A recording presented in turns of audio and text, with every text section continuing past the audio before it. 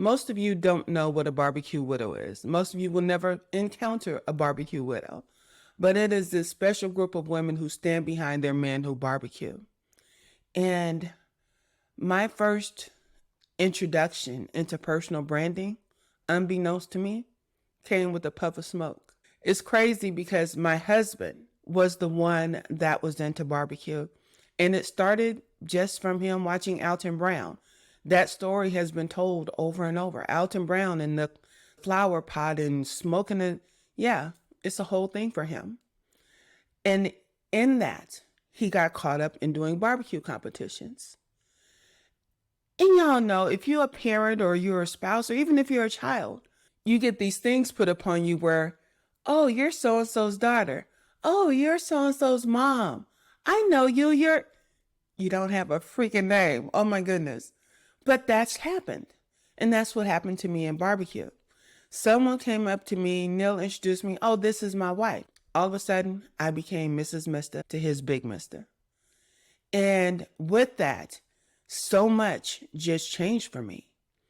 Because my husband was a competitive barbecue person, it started to carry a little clout, especially after he won his first competition. No, they didn't take first place, but they still won. And that lit this whole crazy ass journey that I went on. Being Mrs. Mista is an identity that I embraced. And because I also was still in wifey mode, barbecue was something that my husband loved and I wanted him to do what he loved. Put those two things together for me and a business is born. It's not that cut and dry, and I can drag out the story, but that's not the point. A lot of you have downloaded the 2-word brand from my website, but you don't know how to use it. And also, I think I told you about my sweetheart who said you can't scale a personal brand. And that's because people go out here and they claim you are a brand. So you use your name, you use your face, you use your life, and you try to make that a brand. But in reality, we know that brands are based on relationship. We know that brands are based on being remembered. And we expect somebody to remember us instead of remembering the business or the service or whatever it is that we offer. But when you give something a name, it changes the perspective of what that is. If you're constantly going out pitching your business and you're constantly going out, hi, I'm Phyllis. Nice to meet you. I do personal branding. That shit is boring as hell. And it doesn't speak to anything that anyone wants because everyone thinks, oh, I am a brand. I am the brand. And oh, now we got the whole Jay-Z thing. I'm not a businessman. I'm a businessman. Yes, we take all of this shit personally because, I'm sorry, money is a personal thing. But learning to separate yourself from what it is that you want to be embraced for, that you want to be remembered for, that you want to be impactful about, it takes a level of separation. So to accept the premise that I am my brand is to say that, you know what, is limited by my beliefs. It's limited by how far someone can remember me. It's limited by how many people I can touch with this pitch. And we keep our content basic and we keep our message basic because, oh, heaven forbid we offend anyone. Oh my God.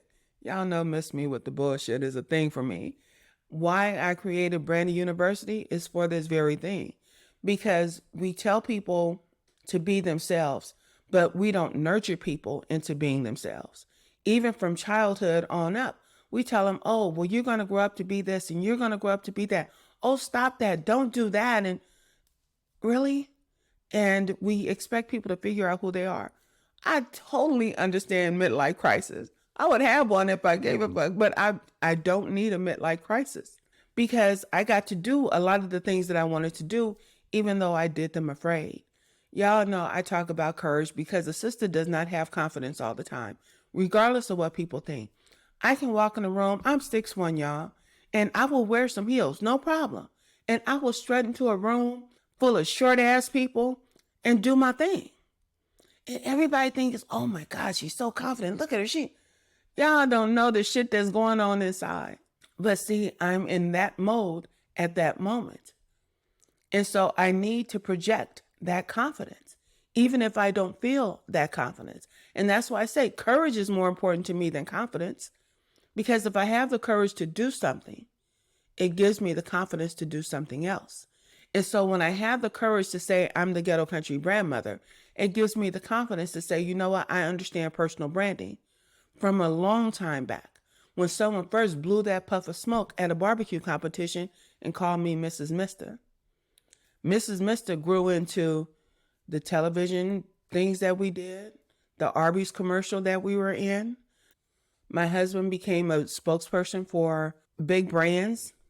Cobble Wobble. Oh, sister loves tequila, but y'all know I'm a bourbon girl. But there's all these different things. There is a way to scale a personal brand. But if you're afraid to hire, if you're afraid to go after that thing, sweetie, you're going to stay stuck. And you're going to think small and think you are the brand. Because one person being a brand means that, you know what, I can only reach so far. Take those limits off. Give that shit a name and scale it if you want to. That's all I'm saying. Deuces.